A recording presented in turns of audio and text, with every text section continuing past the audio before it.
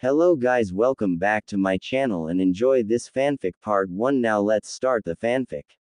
Minato Namikaze and his wife were going to have some new additions to their family. Minato was ecstatic that he was going to be a father to 3 children at once, 2 daughters and a son. Oh, how he wanted to train his son to be a shinobi so that he could make his old man proud, and Minato already knew that Kushina always wished for a daughter. The seal on Kushina had held up pretty well, and just before birth, Minato had rechecked and strengthened it again just to be sure. Suddenly, a nurse came out from the OT and told him that everything had gone perfectly well, and that the children along with their mother were perfectly safe. Minato had heaved a deep sigh of relief at the last part. Minato had immediately rushed in, and a wide smile had broken across his face when he had seen an exhausted Kushina laying on the bed holding 3 precious children in her arms. He had gingerly taken the 2 identical-looking daughters from her arms, and had observed that the girls had retained their mother's red hair and violet eyes. Minato had handed them back to Kushina after a moment's deliberation, and he had went on to take his son into his arms. Smiling ear to ear, Minato's son had inherited his strong Namikaze genes, and the boy looked just like his father. The baby boy had inherited his father's spiky blonde hair and sapphire blue eyes as well, and had 3 whisker marks on each of his cheeks to boot. His son was going to be a lady killer and have a fan club, Minato mused giddily. Kushina had already told him that she was going to name her daughters Narumi and Mito, and Minato had already told her that he was going to name his son Naruto, and for once the bickering couple had mutually agreed with one another. Suddenly, out of nowhere, a masked man warped into the room through a vortex, and launched a hail of kunai at Minato. Minato instinctively jumped back, and slickly dodged the kunai while the masked man went on to take advantage of his position to speak a select few words before warping Kushina and himself through the vortex again. 4th Hokage, I will be taking the Jinchuriki from here, and you should act fast lest see your daughters become a little. He paused for a moment's deliberation. Crisp. The masked fellow added with a childlike chuckle, and disappeared along with Kushina. Minato wondered for a moment if he was even sane or what he meant, but took one look in the crib of his daughters to see them wrapped in a blanket with exploding tags and his thoughts dried out pretty quickly. He picked up his children and used his Hiraishin no Jutsu to teleport out just in time as the room in the hospital exploded behind his back. Minato sat on his knees in silent contemplation. His eyes tracked a dry leaf fall down from a tree, and his arms cradled the snoring infants to his chest. Not a moment later, he disappeared into thin air before the leaf could make contact with the ground. Minato brought his children back to his house, and put them on the bed. He took 2 of his 3-pronged kunai with him from the table, and again used the Hiraishin marker on Kushina's seal and teleported to where she was. As he came to the clearing, he dreadfully saw that the Kyuubi had been freed and that, thanks to the gods above, Kushina had somehow managed to survive the extraction. But that was all he could thank them for, as she was just about to be pierced by its claw. He picked her up bridal style, and teleported to a nearby marker, thereby escaping the attack. The masked man laughed once again in that insane, childlike manner. You're just as fast as your name suggests, aren't you? Just like the stories say, Yellow Flash. He chuckled, and Minato turned to him to give him an icy gaze. That of a reaper, a veteran shinobi, an army killer, a gaze of a legend. The masked man had shivers running down his spine seeing his icy sapphire blue eyes and the confidence, experience and determination those eyes held. Minato, though, said nothing, and teleported back to the house where he laid Kushina down besides the triplets and stepped back. His eyes glazed over what he would have to do, and how he wouldn't be able to see his children grow up. If only Kushina wasn't injured or Jiraiya was in the village, they could have subdued the Biju and gone on re-seal it without any loss of life. But now, there was only one seal that would be able to subdue as well as seal the Biju, but he had to turn his own children into Jinchuriki and condone the worst taboo right unto his children. Her eyes looked at him grimly. What are you going to do now, Minato? Whispered Kushina, already dreading his answer. I will have to split the demon and seal it into our children. Minato confessed thickly. I cannot ask another parent to sacrifice their child if I cannot do it to my own. How I'll split it, I haven't decided, but I'll figure it out. Don't you worry, he said in a reassuring tone, but Kushina started crying. You're going to use that jutsu, aren't you? She asked him in sobs. Minato looked down solemnly. There is no other way. But, at least, I can rest happy that they will have you watching over them, he admitted, and she nodded. She hugged her children tightly to her chest and cried as Minato put on his cloak, created 4 shadow clones who teleported to a clearing outside the village, and he himself teleported to the top of the Hokage monument only to see the Kyuubi destroying the better half of his village in a crazed rampage. Minato activated his Sharingan and flared his chakra to turn the Kyuubi attention towards him. He watched, his Sharingan flaring, as the Kyuubi started gathering chakra near his mouth and condensed it into a sphere before launching it towards him. Minato knew instinctively that should he let that attack hit, then everything and everyone near the mountain will be destroyed as well. That was not an outcome he as Hokage was willing to take place. Not as long as he was still breathing. Minato went through several hand seals, and put his hands forward. Kanji spread in the air as it started absorbing the Bijudama, and teleported it outside the village. The villagers cheered seeing their Hokage take control of the battle. Through the hoots and cheers, Minato felt his instinct screaming danger as he felt a presence behind him. Twisting around, he sawed his arm around and pierced a kunai at the masked man's head, but was stunned when it phased right through his head and the enemy grabbed his wrist in an iron bind. The masked man spoke once more, in a serious tone this time, completely different from his childish tone before. It's over, he stated dryly. Minato smirked, exploding, and took the masked man by complete surprise. The invader cradled his burnt body, and seethed at being fooled by a mere substitution. Moreover, he had taken quite a bit of damage from that unexpectedly effective attack. Minato teleported to a rooftop nearby the Biju, and bit his thumb. He went through a chain of hand seals and slammed his palm on the ground. Ninja art. Summoning jutsu, food cart destroyer. The whole ground rumbled as Gamabunta appeared on top of the Kyuubi, and slammed his butt over his head. The Bijudama he was preparing, disappearing from the abrupt distraction. Minato, why the hell did you summon? Oi, is that the Kyuubi I'm sitting on? Gamabunta yelled frantically just as Minato hopped on top of his head, and started gathering his own chakra. Bunta, just hold down the Kyuubi for a moment.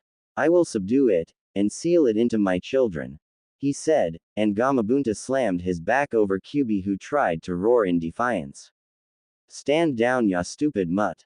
Minato, do you really think it wise to seal it into your own children? You know what kind of lives Jinchuriki lead, are you sure about this? He asked, and Minato had a solemn look on his face. There is no other way. He sighed. Besides, Kushina will take care of them.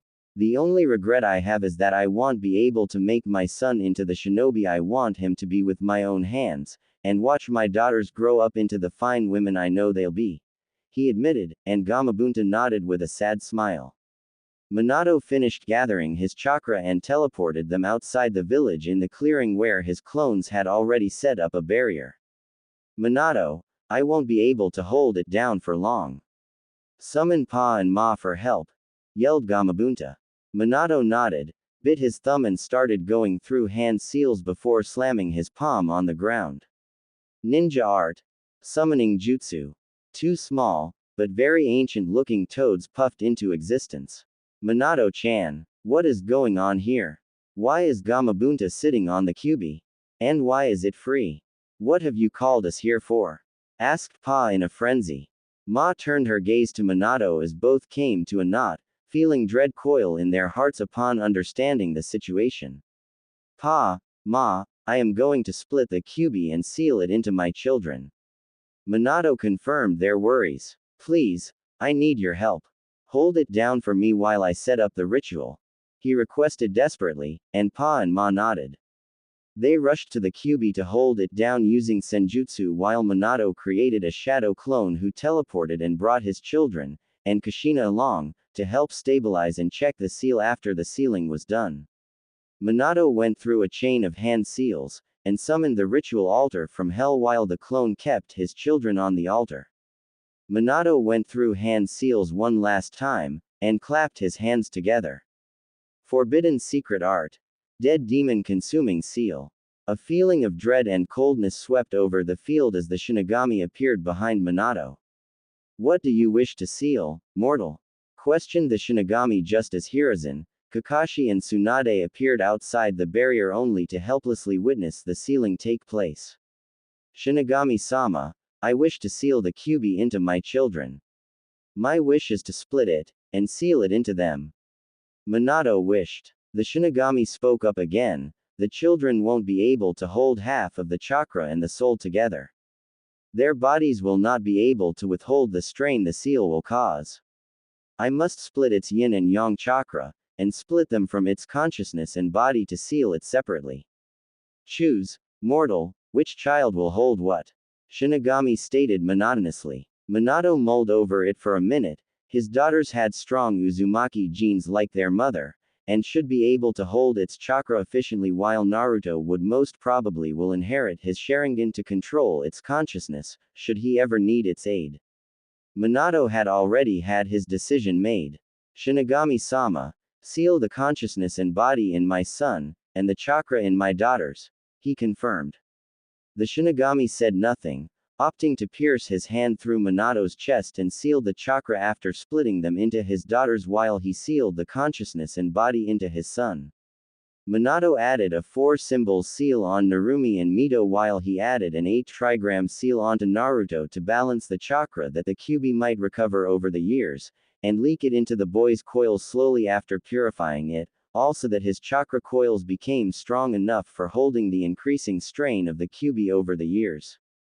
Minato felt the pain of his jutsu take its toll on his body, and fell down to his knees just as the Shinigami spoke one final time before he claimed his payment. You have 15 minutes to do your last deeds in this realm for your honorable sacrifice.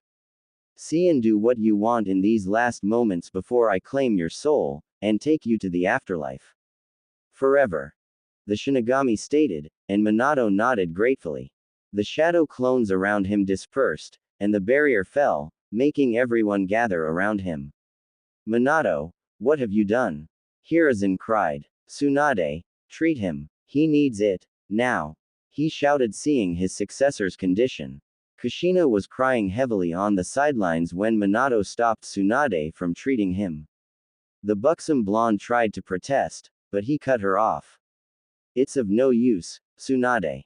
Minato admitted softly. The Shinigami has given me 15 minutes for my last moments to be with you. Please, it's useless. As for the sealing, the children were not strong enough to hold all of the Kyuubi's chakra. So, I split its chakra into yin and yang and sealed it in my daughters for their strong Uzumaki genes, and its consciousness and body rests in my son, he said, looking at Hiruzen for the last part. Everyone looked on in sadness at the sacrifice Minato had made for the village, all of them unable to do anything to help him. Kushina stopped crying for a moment, and hugged him, sobbing thickly in his chest. Kushi-chan, Minato whispered, softly stroking her hair. Please go, and check if the seals have stabilized or not. See if the children are alright or not. I won't be able to rest in peace if my children had to suffer because I made a mistake in sealing. He said with a wince, and she got up hurriedly with nod to the children at the altar. He smiled as he saw her kiss and check over his daughters. At least they will have the love of their mother. But Minato's eyes turned icy and calculative when he saw a flicker of emotions pass through Kushina's eyes as she gazed at Naruto with utter hatred and disdain in her eyes while she checked on his seal. Suspicions and scenarios started playing in Minato's mind on seeing this, and he decided to take countermeasures, just in case, and so, Minato turned to Hiruzen with his veteran shinobi eyes. Hiruzen instantly came near him seeing that look, and listened to him carefully. Sarutobi, Get me 3 blank scrolls, and a brush and some ink. Minato whispered. Hiruzen nodded, giving orders to the Anbu through secret hand signs who brought him the required items in a second, and Hiruzen handed it to Minato. Minato started writing stroke upon stroke at a fast pace, and sealed the 2 scrolls with the Namikaze blood seal. Much to Hiruzen's surprise, he added only Naruto's blood and chakra signature to them and sealed the last one with Hiruzen's blood, just as he decided to leave the third with his last instructions. Hiruzen, I have to tell you something important. And I only trust you with this, Minato whispered, pressing the scrolls on Sarutobi's chest. Hiruzen nodded wordlessly, hearing the gravity of his voice. The 2 scrolls with the Namikaze seals are my will and a letter to Naruto, both of which you shall give him at the time of his graduation.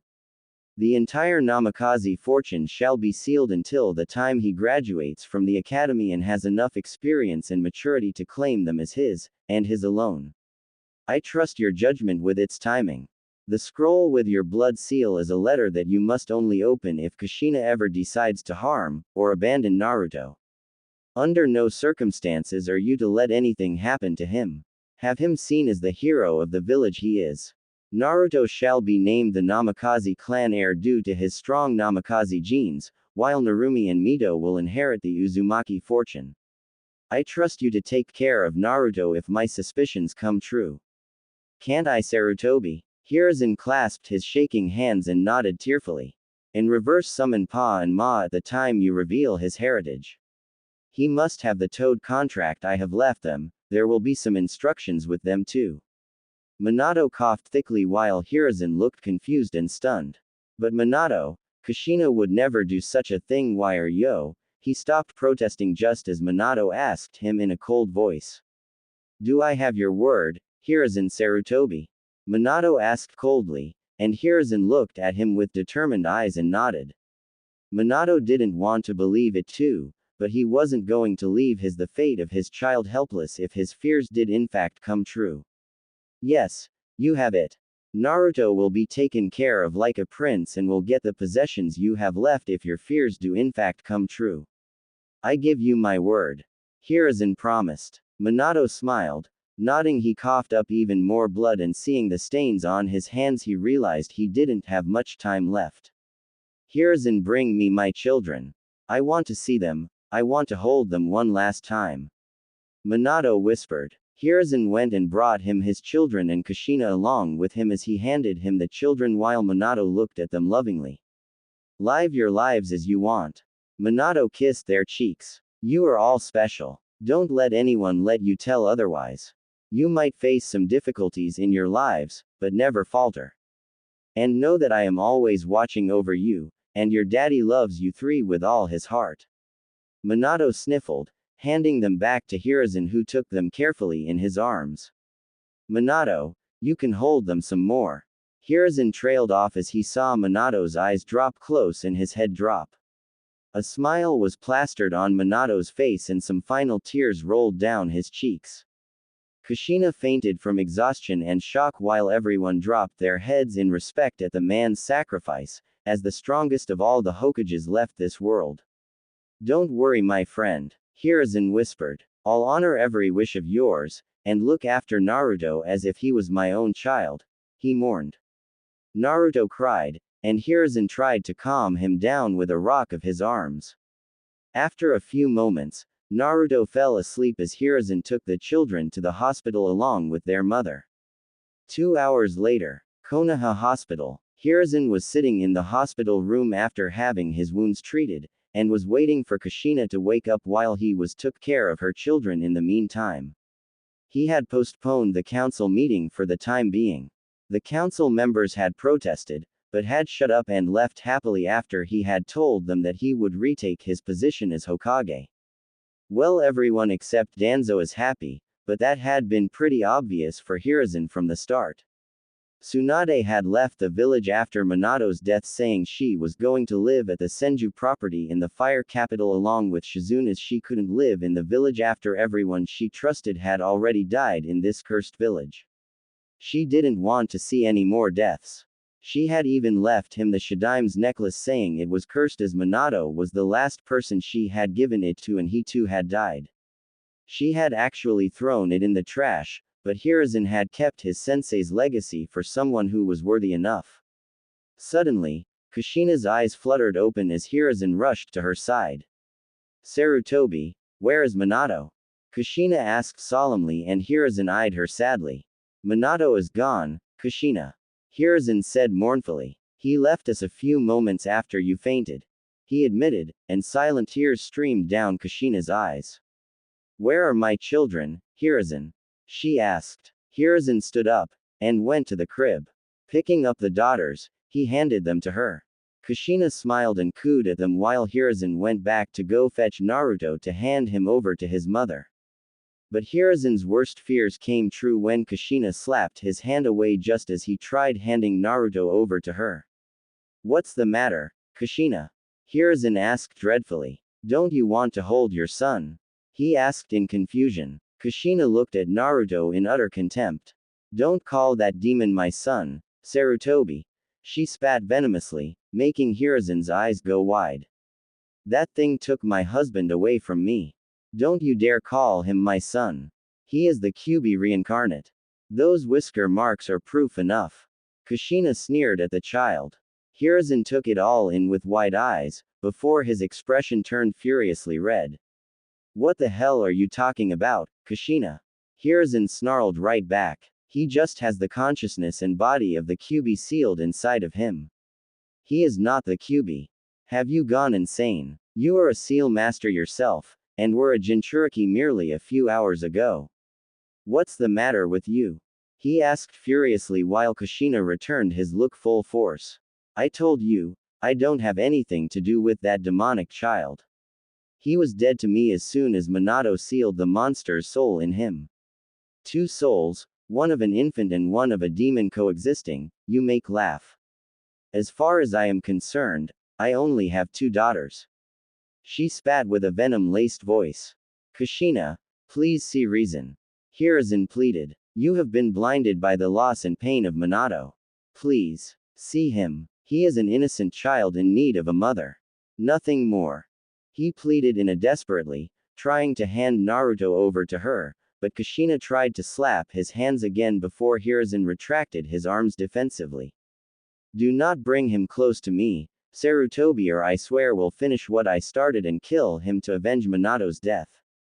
Kushina said in a promising tone with such hatred that Sarutobi knew she meant it and clutched the peaceful child to his chest protectively. I don't believe you, Kushina. You have fallen so low, Hiruzen whispered solemnly. Very well then, I shall take care of the boy as my own, he admitted in a steely voice to Kushina, who merely huffed and turned back to her daughters. I will go reside in the fire capital where the Uzumaki property is situated, under the protection of the daimyos. Kushina's words took Hiruzen by surprise. I'll raise my daughters over there and will come back during the time of their graduation, after I am satisfied with their training, she promised, and Hiruzen nodded wordlessly. Minato, you truly were a genius in every sense of the word. I never believed Kushina could do such a thing to her own son until now. But you saw right through her, even in the face of death, and took precautions. Don't worry, old friend, I'll protect Naruto from every danger, whether it be from outside the village or the inside. I'll honor your every wish and give him his inheritance after he is ready and protect him until then. Hiruzen thought in his mind. I shall take some scrolls and things from the Namikaze compounds too before I leave. Kushina broke his train of thoughts. And know that I disown him from both the Uzumaki and Namikaze clans, she said as Hiruzen hardened his eyes and spoke in an even tone. I'm sorry, Kushina, but Minato has left specific instructions with me in case something like this happened after his death. He declared Naruto as his clan heir in his dying moments and sealed off the Namikaze fortune until Naruto is ready to claim it. Until that time comes, no one shall touch a speck of grass on the Namikaze family fortune or their scrolls. He had already imagined this scenario even in the face of death and took necessary steps before he passed on. Minato has left me with specific instructions that you may do whatever you wish with the Uzumaki fortune, but the fortune of the Namikaze is sealed until the time I deem Naruto ready to claim it. Hiruzen said coldly, and Kushina's eyes widened hearing this. Minato had sealed off everything from her. And named it all to that thing. Preposterous. You can't do that to me. Kushina protested. I'm his wife. That fortune is mine, and our daughters. Minato would never do such a thing to me. The Namikaze fortune belongs to me and my daughters alone, not to that thing. She spat in utter contempt. That thing, as you so call it, is the last child to inherit the strong Namikaze traits, and Minato has named him his heir in his last moments. You do what you want with the Uzumaki fortune, but you will have no say in the Namikaze clan affairs from now on. I am the legal guardian to it until Naruto claims it. Now, I'll take my leave. I have a council meeting to attend to. You can leave the village anytime you wish. The sooner the better. Hiruzen said as left her in the room and stomped his way out. Hokage Tower. Council Chambers. Hiruzen walked into the sacred chambers to see all the clan heads already sitting on the right side and the civilian council to the left. The elders sat directly in front of his seat. He took his seat, with a softly snoring Naruto sleeping peacefully in his arms. Two Anbu stood guard behind him. Hiruzen brushed his whisker marks just as Naruto snuggled in his chest, making Hiruzen smile. Homura cleared his throat. Hiruzen, all of us would like to know what became of the Kyuubi. He asked, the thought on everyone's mind, and everyone looked at him expectantly. The Kyuubi has been defeated, and the threat has passed. Minato used a forbidden jutsu to split and seal the Kyuubi. Hiruzen said as everyone sighed in relief, but Shikaku spoke up. Hokage-sama, Shikaku cut him off. You said he split and sealed the Kyuubi. What did he seal it into? He questioned. Everyone looked at Hiruzen while he cursed under his breath. Damn those Naras and their intelligence. I can't reveal Naruto's heritage to them. He would already have enough to deal with from external enemies after I reveal to them the truth of his burden. If his heritage is known too, then we might have to deal with many assassins and kidnappers from the inside. Iwa and Kumo might even wish to abduct or eliminate the last, true Namikaze heir. I'll keep it to myself until I reveal it, Naruto. Hiruzen decided inwardly. I'll just say Minato sealed it in his daughters, and that Naruto is an orphan with no ties to his parents. So many people died tonight, no one will ever suspect a thing. But I'll have him seen as the hero he is, Minato. He thought with a smile. Well, Minato split the Kyuubi into 3 parts. He sealed the yin and yang part of its chakra into his newborn twin daughters Narumi and Mito, seeing that they had their mother's strong Uzumaki genes, and had a good chance at controlling it. But he had to seal its body and soul into a separate entity, for which he chose young Naruto. His parents died tonight during the attack, and Minato made it his last wish for Naruto to be seen as a hero, and I have full faith in his abilities in his sealing, and so should you. He spoke pointedly. But that was all he said before all hell broke loose from the civilian part of the council. They shouted for the demon to be killed, and their families be avenged. Hiruzen purposefully left out the part that the Kyuubi will gain back its chakra over time and that Naruto will become the true Jinchuriki of the 9 tails after some years, as per what Minato had told him about the mechanics of his seal in his last moments. He didn't want Danzo to be too interested in Naruto, and try and turn him into a weapon, as Minato had once feared. Hiruzen wanted to keep his burden a secret, but he knew if it came out later then it might even cause a civil war, as everyone would be after Naruto's head. He suddenly let out his ki and every last one of them shut up. Naruto whimpered in his sleep, making Hiruzen tone it down a bit, and rocked him left and right before Naruto fell into his deep slumber again. If you fools kill Naruto, then the Kyuubi will be free. And then what? It will regain his chakra in a few years, and return to finish what it started.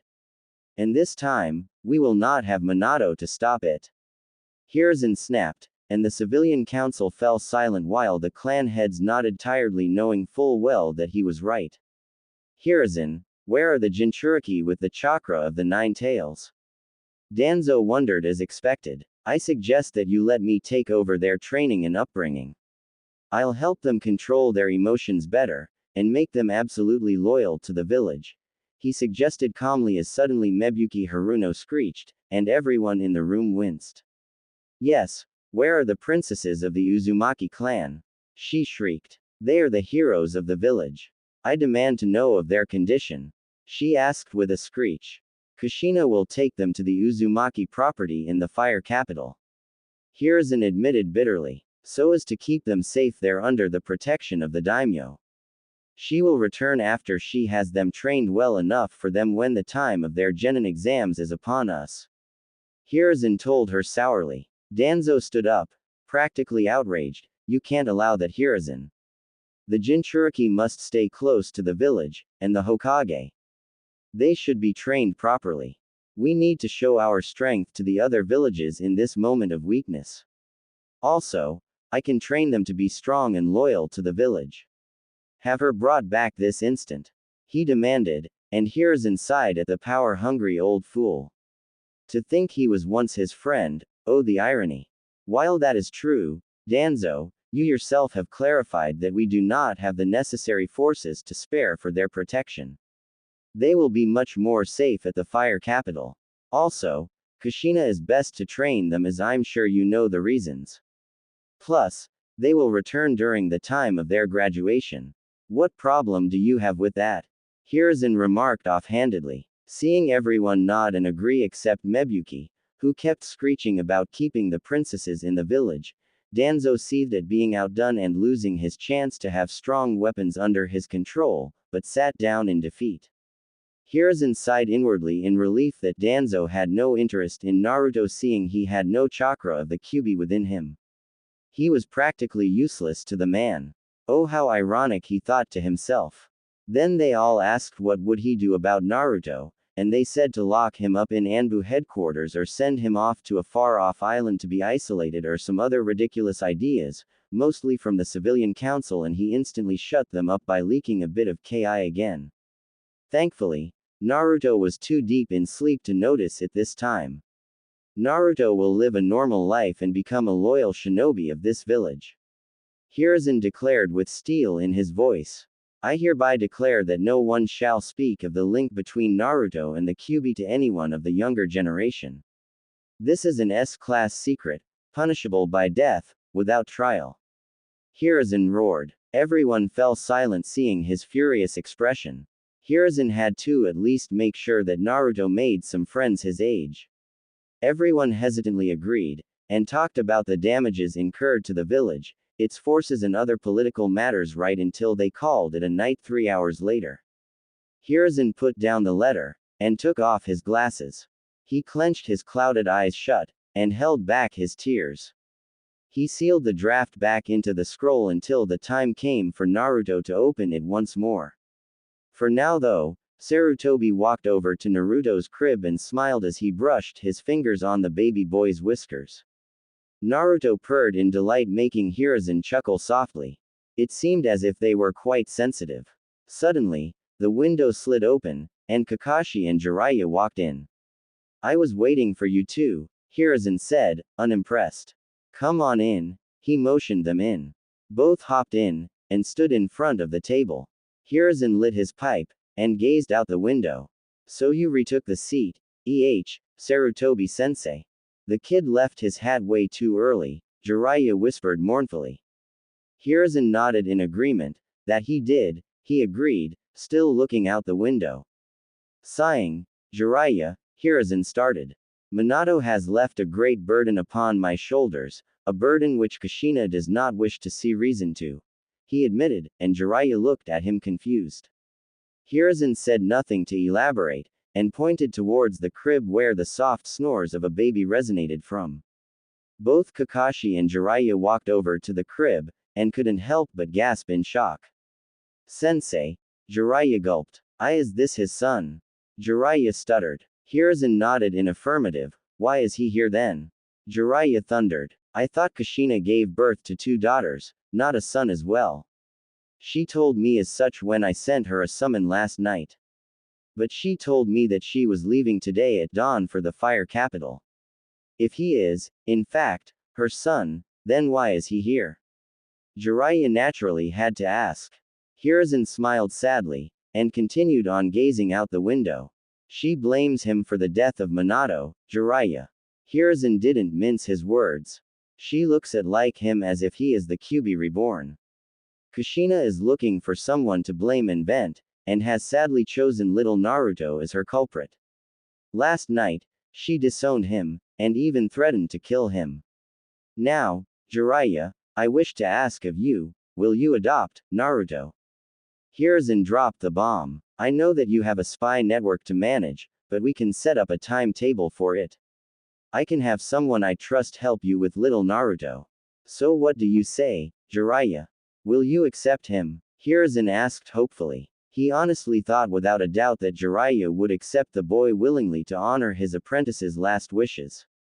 I'm sorry, sensei. Jiraiya's apology formed a pit of ice in Hiruzen's stomach. The village needs my spy network more than ever now, and I am not exactly father material, you know. I like to travel, do research, and write my books. Plus, the great Toad Sage has given a new prophecy. Pa and Ma told me that just last night. It says, the powerful sapling born from two strong leaves shall lead the world to peace, and its enemies shall fear the look of his red eyes as he gazes upon them to protect what is precious to him. And I know for a fact that it has to be either Narumi, or Mito. They fit the description perfectly. And they will even have red eyes once they channel the fox's chakra, just like Kushina did. I'll have to put all my time into nurturing them, so being with Naruto will be difficult, you know. Jiraiya apologized sincerely. I hope you understand, sensei. The future of the world takes priority over the life of a single child, you of all people must understand. Jiraiya tried to make him see reason. Hiruzen didn't even bother turning around to face him as his heart broke in two at hearing his students' admissions. Minato, you really did see through all of their hearts beforehand, didn't you? Even I didn't know my own student's nature, and yet, you still saw right through him. Hiruzen thought sadly. I see, was all Hiruzen could say at the moment. Jiraiya was happy that his sensei was understanding his reasons. After all, the world did prioritize over Naruto, even though he did not like doing it. What will you do then, Kakashi? Hiruzen switched his words to the Jonin monotonously. Lord Third, Kakashi bowed his head. I want to return to the duties of the Anbu. I have to get over my grief of losing yet another person precious to me. Naruto looks too much like Sensei, and I won't have the time to look after him with my missions. But I promise, I'll watch him over him from the shadows, and even become his Jonin Sensei when he grows older. He promised.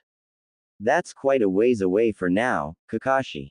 Hiruzen remarked pointedly. Kakashi nodded, knowing full well what the man was trying to imply, that it is, sir. To be honest, after everything he'd heard, Hiruzen wasn't even surprised anymore. I understand, Hiruzen waved his hand dismissively. Both of you are dismissed. He dismissed them. And just as both left the office, Hiruzen closed his eyes and sighed. I think you've heard everything. Hiruzen questioned seemingly no one in particular. Two small toads came out of the shadows of the wall, tapping their canes to show their displeasure over the matter. Yes, we did. Pa clipped, annoyed. I'll admit, I never expected Jiraiya boy to leave Naruto-chan just for our prophecy, and his disgusting habits. He has fallen in respect of the Toad's great elders. We came up to check on young Naruto-chan, but I never imagined that Kushina-chan would forsake her own child, even if it is grief that has clouded her eyes. Ma admitted somberly. Neither did I, Hiruzen sighed. The Leaf Village too has disrespected Minato-chan's wish for Naruto-chan to be seen as a hero. Pa said with steel in his voice. The leaf has fallen from the grace and honor it once used to hold, back in the days when Hashirama-chan and Tobirama-chan used to guide its reins. Ma spat. Hiruzen smiled, thinking of those times, and knowing that they were right. This really wasn't the same village anymore, its founders would have been ashamed of what their vision became in wake of their deaths. What do you wish to do now? Hiruzen asked the two toads. They looked at each other, and nodded. We shall remove Jiraiya-chan from the toad summoning contract, effective immediately. Pa tapped his cane decisively. He has fallen from the ways of our clan. We will make Naruto-chan our new summoner, and we shall pledge our loyalty to him and only him, not to the leaf. Bunta also said that he was excited to fight alongside the child, once he was older that is, and wanted to become his familiar. He wishes to introduce him to his sons too, Gamakichi, and Gamatatsu. We shall be loyal to the leaf so long as Naruto-chan intends to protect it, and no more. He declared his loyalties to the stunned Hokage. But the toads have been allies of the leaf for, Hiruzen tried to protest. Ma interjected, the great toad sage believes him to be the child of prophecy, and we do too. She added, Minato-chan entrusted us the key to his heir's seal, and asked us to give it to Naruto-chan whenever you deemed him ready. There are many things that Minato-chan left at Mt. Myoboku for him to inherit. We shall give it to the boy after he becomes aware of his heritage, she said in an iron voice. Pa and Hiruzen nodded in agreement to her words, but Hiruzen couldn't help but worry a little. The leaf had taken yet another severe loss in power by almost losing the only powerful battle summoning contract left in the village, if not for Naruto. The snake contract was with Orochimaru, with Anko only having a partial contract to them. And the slugs were loyal to the Senju and the Uzumaki only, and Hiruzen could only wonder how long the ears of Shikatsu Forest would remain oblivious to this truth. Kushina and Tsunade were the only summoners left, and they too were not active shinobi of the village. Hiruzen wondered if taking the seat had indeed been the right thing to do with all the power vacuums left in wake of Minato's death. Hiruzen looked at little Naruto with a smile, knowing full well the boy would be a thorn in his backside, and cause him a hell of a lot of paperwork when he grew up. He was already really important to the village as the last of the Namikaze, and the only summoner to the legendary Toad clan now as Jiraiya had been expelled from the contract. He thought about his student's reaction when he realized that his contract, on which he was so heavily reliant, was nullified. He watched silently as Pa and Ma walked up to Naruto's crib, and Pa picked him up. Naruto woke up from his sleep with a cute yawn, and gazed at the weird toad with wide, droopy eyes as he tilted his head to the side. Pa held him in front of his face, both intently gazing into each other's eyes. Well, Naruto-chan, he settled him a bit more snugly in his arms, would you like to be the next toad summoner? Pa asked him with a smile. Naruto laughed with a clap, thinking it was funny and hugged him. All of them chuckled in unison. I think that's a yes, isn't it, Sarutobi? Said Ma and Pa nodded. What say you, Sarutobi? Pa wondered. Hiruzen smiled. I think yes as well. Ma walked up to Naruto just as Pa finished slicing Naruto's little thumb a little, forcing it to bleed, and started writing his name, Naruto Namikaze, on the summoning scroll. He slapped a handprint over his scroll, and roughly smeared the print on the paper to make sure it was done right. Naruto sniffed a little from getting his thumb cut, and, as if on cue, Ma bashed Pa on his head while he yelled an, "Oi!" indignantly. You idiot, she thundered. You cut too deep. Look, you made him cry. She roared when Naruto sniffed again, and Ma plucked him up from the ground, and rocked and cooed him. Ah, Naruto-chan is a brave boy. Isn't he, isn't he? She cooed and the boy giggled, momentarily forgetting his pain while his thumb healed almost instantly. Hiruzen was wide-eyed at the speed with which it healed, as was Pa. It seemed that the Kyuubi gave him a healing factor. Pa had come to the same conclusion as Hiruzen had, and was equally shocked as well. He wished to ask what will become of little Naruto and who will look after him from here on out, however. What are you going to do about young Naruto's nurturing, Sarutobi? Pa wondered. Where will he live? Hiruzen sighed, and plopped down on his chair, feeling well beyond his years. I want to keep him with me, yes. But I have way too many duties now. Seeing their disapproving look. And even if I did want to keep him, the council would raise hell over it. They decided last night that none of the clans could adopt him in fear of them releasing the Kyuubi to gain power, and none of the civilians will adopt him for obvious reasons. So, that leaves only the orphanage. Hiruzen added to save himself some face. What of his accommodations? Ma asked. I will try and find him the best orphanage there is, and even pay them some extra money to keep him safe and well treated.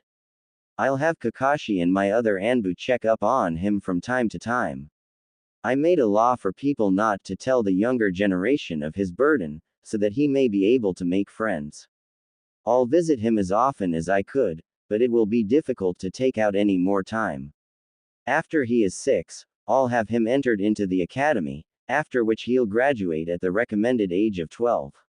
That is what I have planned for now. His father made sure he would have the money to live well, and I'll give it to him monthly as a stipend until he claims his fortune in order to keep his identity under tight wraps. Hiruzen explained, and Pa and Ma nodded, satisfied. We too will check up on him regularly, they told Sarutobi. But we shall not reveal ourselves to him until the time is opportune. I wish you luck, Sarutobi, and we trust that you'll take care of our summoner. They asked him, and Hiruzen smiled. I'll do what I can. Hiruzen promised. Pa nodded, and tapped his cane as both he and Ma left in a puff of smoke. Hiruzen began checking through the files and various records of the orphanages in the village to try and find one with the best comforts for him to offer, but that issue was only secondary for now. Hiruzen needed to find a place where Naruto would be accepted, fully. He began going through file after file, rummaging through them, and eventually finding none that would fit his requirements completely. Sarutobi groaned. This was going to be a long day. Time skip 5 years. Naruto sat in his room in the orphanage, gazing out the window with a fond smile. His private room had all the basic amenities a child his age could ask for. A comfortable bed, a desk, some bookshelves with picture books, and a closet full of clothes. He even lived a normal life just like any other orphan did, at least one who could pay for these luxuries should live like that is. Hiruzen had threatened the orphanage owners to shut it down if they tried anything fishy, and have them arrested on grounds of treason to their cage if it was proved in any which way that they were involved in hampering the child's growth in any manner, direct or indirect.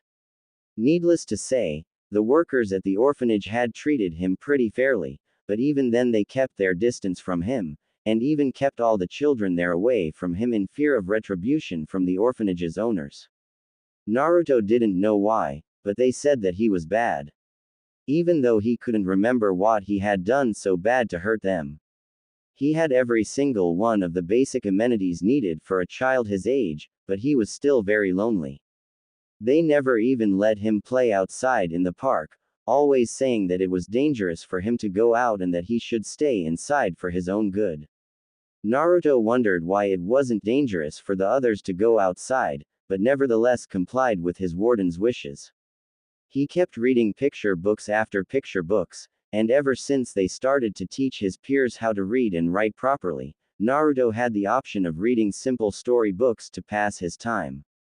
He still craved for friends, and something new to do outside the village would be pretty nice though. Tomorrow was the 10th of October, the day his idol, the 4th Hokage, defeated the Kyuubi and killed it while sacrificing himself.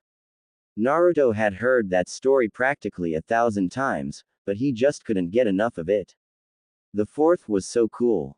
The orphanage workers had once told them of the tale when the man had fought tooth and nail in the final battles of the Third Great Shinobi War. The man had stood tall and proud in front of 1,000 shinobi, all alone, after his comrades were killed, and he had to defend the Canopy Bridge, or the Leaf would have lost the war after losing that front. At that moment, it was said, that the 4th used his legendary Hiraishin no Jutsu and disappeared and reappeared all around the battlefield through the kunais he had spread around beforehand, and had defeated one less than 1,000 of his enemies all alone. It was said that he had left one enemy alive on purpose, just so that he could go back and tell the enemies of their loss and how the Leaf could have won the war almost single-handedly at any given point. That battle had given him the name, Yellow Flash, and the man was given a SS class rating in bingo books. Naruto didn't know what that funky sounding book was, but it must have been just as cool, if not more. He was the fourth shinobi ever to reach a SS ranking, after only Hashirama Senju and Madara Uchiha, the people who found his village. The fourth was the only person ever to get a flee on-sight order from his enemies in the history of the elemental nations. That meant that you won't make it back alive if he even caught a glimpse of you. How cool was that? His version of the Hiraishin no Jutsu was considered one of the deadliest jutsus in the world to this day. As Naruto had heard the tale, he had forged stars in his eyes and had made him his idol, his goal. He wanted to surpass the fourth Hokage one day, and make everyone idolize him like that too. Tomorrow, the village was going to celebrate the defeat of the Kyuubi, the strongest of the demons, at the hands of his idol, and he wanted to go see it. He was going to ask the people at the orphanage if he could go out tomorrow. Each year, he asked the kind old man who gave him various kinds of gifts to take him there, since every warden seemed to hear what he said with one ear and flick it out the next. But each time the old man told Naruto not to go to the festival, it was dangerous for him. When he had asked why it was dangerous for only him, the old man had told him that he would tell him later, when he ready. Naruto had begrudgingly agreed with the man, seeing as he was the one person who cared the most for him anyways. Why? Naruto didn't know, but the man did, and he was glad for it. It was common sense not to look a gift horse in the mouth, after all. Hiruzen was presently sitting in his office, clearing stacks upon stacks of paperwork due for the festival tomorrow, and he needed all his active shinobi inside the village, not on missions, to secure it from outside threats. Then, his thoughts turned to his favorite ball of sunshine. Naruto had grown up to be such a nice boy. The innocence in those bright baby blue eyes was intoxicating. The way they sparkled with mischief, and his goofy foxy grin was so much like Minato that it wasn't even funny. One of his wardens had even commented as such, causing Sarutobi to nearly have a seizure, before scoffing the very idea off, much to the shaking Hokage's relief. He was smart like his father too, since, apparently, he had obtained his intelligence as well as his looks from his father. Hiruzen had kept his promise to Minato, and had tried to give him the best of what life had to possibly offer for an orphan child. He gave him all the material things that the boy could ask for, but knew Naruto yearned for one thing in particular, and didn't care about those physical things like other kids around him did. Friends. Hiruzen had tried to talk to him about it, but he always said he was fine. His trained eyes always caught that pang of loneliness flash through Naruto's eyes, which made his heart ache in anguish. The boy was as transparent as a glass pane, for his eyes gave him away nearly every time Naruto tried to hide something. He hadn't seen the horrors like Minato had to come to conceal his emotions, but money and power could only buy a child so much, except friends. Hiruzen couldn't force people to like Naruto, but he was saddened that they disrespected their hero's last wishes. Hiruzen had yet to hear a word from Kushina, but he had gotten several letters from the daimyo saying they were living well and were very happy. His student, Jiraiya, had apparently also been in constant contact with Kushina and his daughters, and was now like a grandfather to them. Hiruzen had nearly rolled his eyes at that. Ever since he was evicted from the Toad summoning contract, Jiraiya had toned down on his spying, and come to see how much he had relied on the Toads for infiltration, and was now concentrating on training the twins to nurture the child of prophecy. That wasn't the only disappointment life had to offer for Sarutobi, however. Tsunade too had gone to the fire capital to the Senju property, and was currently gambling, and drowning the Senju fortune in sake and debts. Apparently, Jiraiya had returned to the Konoha hospital, black and blue, 2-3 times after the beatings Tsunade and Kushina gave him for his corrupt ways. Evidently, the twins too had come to inherit Kushina's special, dense chakra, further solidifying Jiraiya's beliefs in them being the children of prophecy. Hiruzen sighed. Each one of his students had failed him in one way or another, but Hiruzen was resolved not to repeat that same mistakes with Naruto. He would show the boy the true path of a shinobi, just like Minato had entrusted him to. He would pass on his will of fire to the boy. Tomorrow was his birthday. Hiruzen mused with a smile, and he had already bought Naruto's gifts, knowing full well that he would be ecstatic seeing them. But then, there was the matter of the Kumo delegation coming tomorrow, and he knew he wouldn't be free until much later in the night. Hiruzen looked at his forearm to see a tracking and alerting seal branded on his flesh. He had placed one on Naruto, and it would stay with him until the boy could handle himself. He had placed it on him when he was 3, and it would burn on his forearm if the boy was in a life-threatening danger. At that moment, Hiruzen didn't know how little time he had to test his seal. Next day, Naruto woke up bright and early, since, tonight, he was going to go to the festival and celebrate with the others. He would finally see the festival in honor of his hero. He had even been saving some money for this day, and would make sure to enjoy himself to the fullest, and maybe even make some friends out there if he was lucky. He walked out to the mess, and had breakfast, and then a light lunch as the evening came by. Naruto walked up to the orphanage workers, and decided to ask them if he could go out. Maybe they'd say yes, if he was lucky. Who knew? They looked at him questionably though when he began speaking up. Can I go to the festival tonight, please? Naruto asked. Shyly shuffling on his feet, Naruto tried to contain his anxiety as best as possibly. Just as an orphanage worker was about to refuse, another kept a firm hand over his shoulder and gave him a sly smile. The first one returned the smile. Of course you can, kid, they grinned in unison. Go on and enjoy yourself. Maybe you can try and make some friends out there too while you're at it. They offered kindly.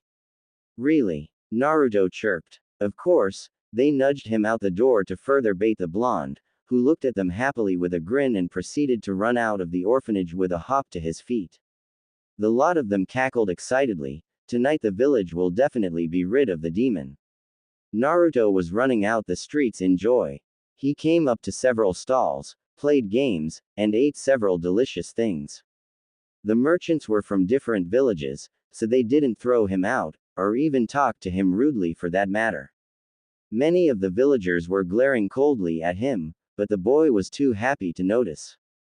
He was walking through the crowd when he was suddenly pushed into an alley, and Naruto looked up to see 3 men with strange white eyes looking at him, probably blind, while Naruto got up and dusted himself off. Can I help you, mister? He asked him politely, though the man grew furious. Yes. You can die for me, demon, he yelled. They ran towards the blonde with a kunai, and Naruto took off in fright.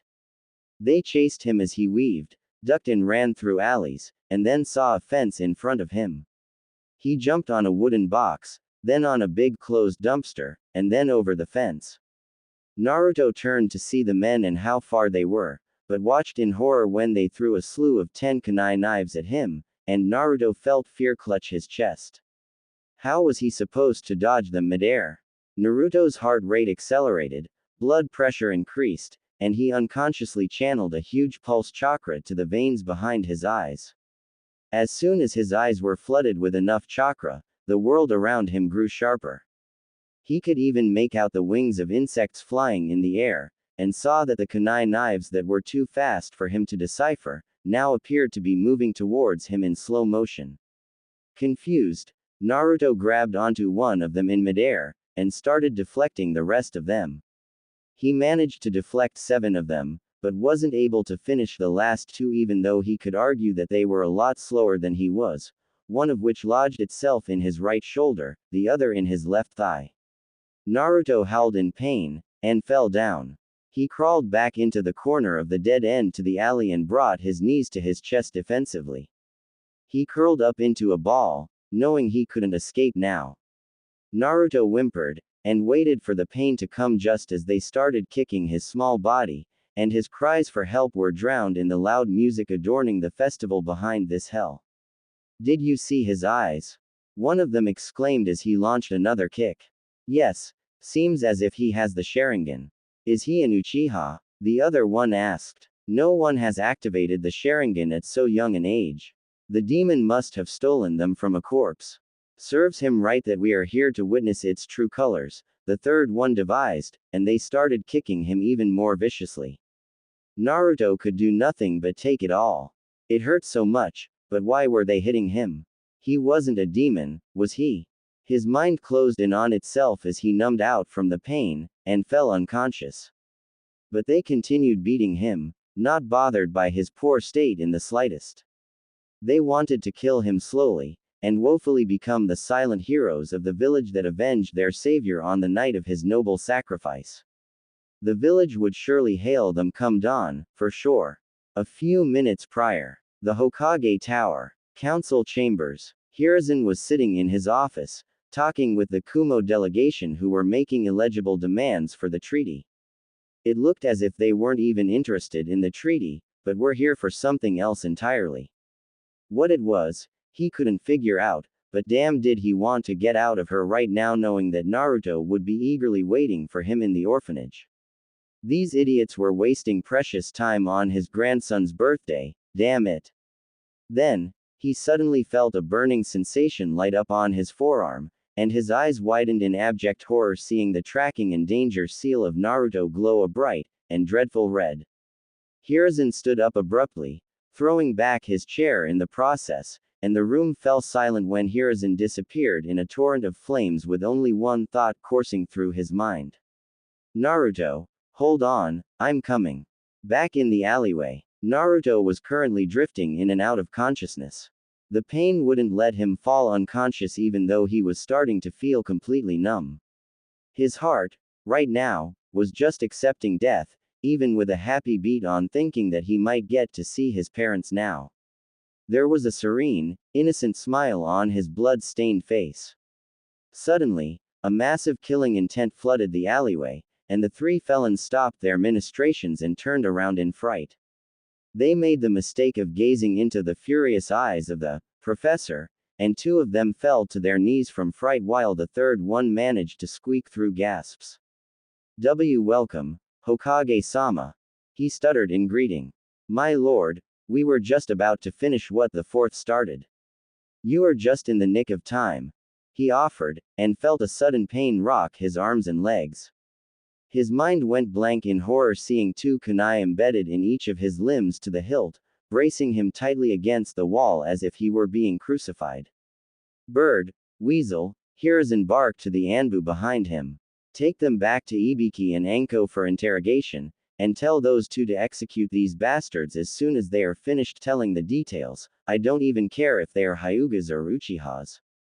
Then, call Hiyashi to my office, first thing tomorrow morning, or tell him there won't be a main branch of the Hyuga at sunset anymore. Those are orders from their Hokage, am I making myself clear? He roared, and the Anbu knelt behind him dutifully. Hi, Hokage-sama. Both yelled in unison, and disappeared with the prisoners. Hiruzen knelt beside the curled-up blonde, who was covered head to toe in blood, slickly pulled out knives from his little body, and gasped at seeing his active Sharingan visible through his half-lidded eyes. Naruto had activated it, at only 5. Preposterous. Not even Madara, or Itachi had done it at that young an age. Hiruzen was horrified though, when he saw Naruto smiling a serene smile. Why was he smiling? Naruto-kun, please, Hiruzen gently murmured. You must wake up. Do not fall asleep, child, he said, shaking him up as Naruto's eyes opened a bit. Still smiling, he spoke, Gigi. Is that you cough? Cough, he coughed. Hiruzen's eyes clouded in a haze, but he held back his tears. Yes, it's me, Naruto-kun. Hiruzen croaked. Hold on, little one. He said, hoisting Naruto in his arms as Hiruzen took to the roofs, and started zigzagging through them to the hospital. Gigi, am I going to meet Daddy 2-chan now? Question mark quote. Naruto whispered dizzily. The dam that Hiruzen was holding back broke free, and he increased his pace manifolds. The child's body wasn't even in the condition to handle a Shunshin no Jutsu. The boy was smiling, because he was sure that was going to die, that he was about to meet his father. Naruto had constantly nagged him about his parents' identities, but he had always dodged it, saying his father was a hero of the village, and that one day, when he was old enough, Hiruzen would tell him about it. His innocent mind wasn't even registering the pain. Naruto was instead happy to have a chance to meet his father. No, Naruto-kun, Hiruzen sniffled. Not yet. You still have a lot of things to do before you meet him, child. He whispered through tears, as his feet reached the hospital. Hiruzen rushed in through the doors, and stood in the middle of the waiting area. Medics! Hiruzen yelled as a team of doctors surrounded him, and took the bloodied boy from his arms, rushing to his treatment. The doctors only saw him as the patient, as were their rules, thankfully. No emotions with the patients, they were taught. Hiruzen had to wait outside the emergency room while they treated him for almost 3 hours before one of them came out. Hiruzen stood up and rushed near him in a frenzy. How is he, doctor? He is safe now. The doctor tried to ease his worries. We have treated and stitched all his injuries as well as plastered his fractures. He is healing at an unnatural rate though, and will probably wake up by tomorrow afternoon, was all he said before going off, and Hiruzen sighed in relief. He fell back in his chair. To think his grandson wrapped in bandages on his birthday, silent tears rolled down Hiruzen's eyes. Suddenly, his eyes hardened and his throat constricted. Inu, weasel, Hiruzen barked, with the two Anbu appeared behind him, kneeling. Go to Naruto's orphanage staff. Arrest everyone there, and take them to Ibiki for questioning. After interrogation is done, those found even with the slightest hand in this incident will be executed. No questions asked. Is that clear? He asked them, and both nodded. Hi, Hokage-sama. Both yelled in unison, and disappeared in smokeless shunshuns. I'm so sorry, Minato. I have failed you this time. You must be ashamed at seeing the village treat your son like this. But this was the last time I slipped up, I promise. Hiruzen wondered in agony. He has activated his Sharingan, and it will raise a lot of questions. Most people will not have trouble joining 2 and 2. I must seal his Kekkei Genkei for the time being, or else people might reveal his identity, and see him as even more of a threat than he already is. I'm sorry, forgive me for this Naruto, but one day I'll reveal everything to you, I promise, and I'll protect you from now on. No matter what. Hiruzen couldn't have been more wrong in making his promise. Naruto opened his eyes groggily, and found himself covered head to toe in bandages. The events of last night rushed back to his mind, and the boy couldn't help but wince from his memories. He had known for sure that he was going to die. But alas, he remembered his grandfather figure coming to his rescue, and taking him to the hospital in his arms right after saving him. He smiled stupidly as he thought of the man who was essentially his grandfather. He really was a kind, old man. Suddenly, the door to his room opened, and a nurse walked in with a clipboard and looked at him, obviously surprised to see him awake. Ah, you're awake already, she squealed happily. How do you feel? She asked him. Naruto tried to move his arms around to flex out his muscles, and smiled at her. The nurse, seeing him move so freely after such injuries, was surprised at the unreal rate he was healing with. Hiruzen had only chosen his personally selected staff of medics for Naruto's care. He had only selected those few who didn't resent the kid, and those who did had been threatened to be trialed on grounds of treason should they attempt to do anything wrong with the child. The latter order had quickly shut off any weird ideas from blooming in their minds. Can you undo the bandages? Naruto requested softly. It's starting to irritate my skin, he mumbled, embarrassed. The nurse giggled at his awkwardness, and nodded before unwrapping his bandages only to blink on seeing him healed up completely on the inside. Naruto, oblivious to her staring, thanked her and she smiled at him before ruffling his hair.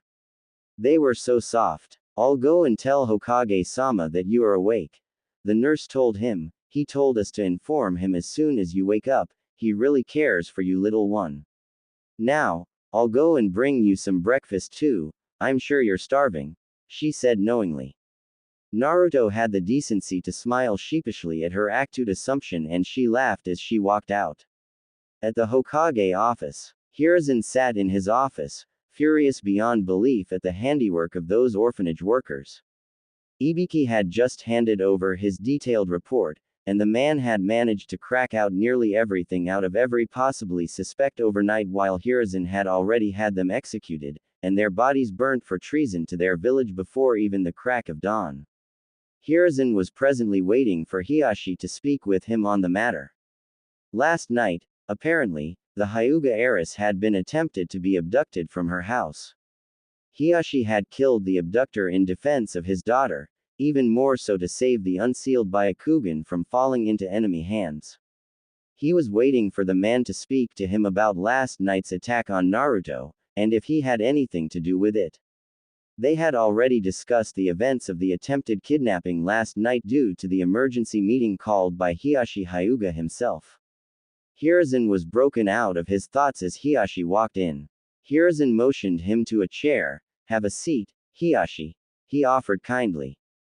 Hiashi nodded. "You summoned me, Hokage-sama?" he asked curtly. Hiruzen nodded. "Indeed I did. Last night, there was an attack on young Naruto's life from 3 members of your clan. I arrived just in time to save his life, but he was badly injured." Hiruzen flatly stated, and Hiashi was shocked to the core that they would do such a foolish thing and disgrace the Hyuga name, all for what? A demon brat. "I apologize for the actions of my clansmen," Hiashi bowed his head politely. "I was completely unaware of it. Do not worry though, they will be properly punished. I'll see to it, personally," he promised. "There's no need for that," Hiruzen interjected. "They have already been executed for treason against the village, and their bodies have been burnt. Anyone who does anything like this to another fellow citizen of the Leaf will be met with the same fate. I've decided to make an example out of them," he said calmly. Hiashi stood up in outrage. "What? You can't do that," he protested. Hiruzen's eyebrows shot up to his hair. "Excuse me." Hiashi rambled on. "You executed 3 of my clansmen, just for that thing. How could you do that?" What he couldn't say was that Hiruzen had made an example out of them. The Hokage narrowed his eyes. "You will not take that tone with me, understand?" Hiruzen reprimanded sharply. Before Hiashi could even begin to apologize, "You should realize who you are speaking to, Hyuga. Do not question my authority, ever. You are just a clan head, and a shinobi under my command. I am the leader of this village. Know your place," Hiruzen added coldly. Hiashi sat back down, his anger all but gone from his mind.